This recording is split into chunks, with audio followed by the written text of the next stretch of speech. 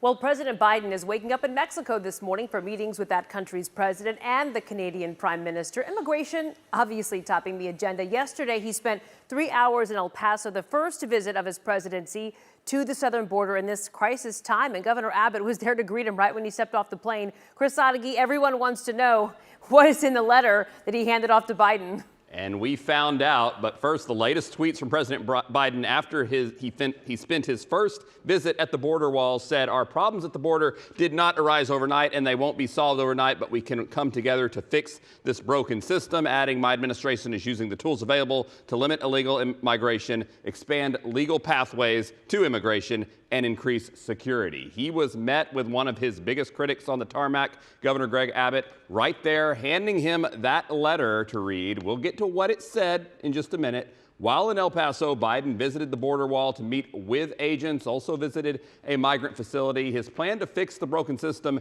as he said, includes more money and manpower at the border while also sending 30,000 migrants a month back to Mexico, but also extending a parole program to 30,000 migrants from other South American countries to apply for asylum if they meet certain requirements. Abbott said all of this comes too late. The president who caused the chaos of the border needed to be here. It just so happens he's 2 years and about $20 billion too late.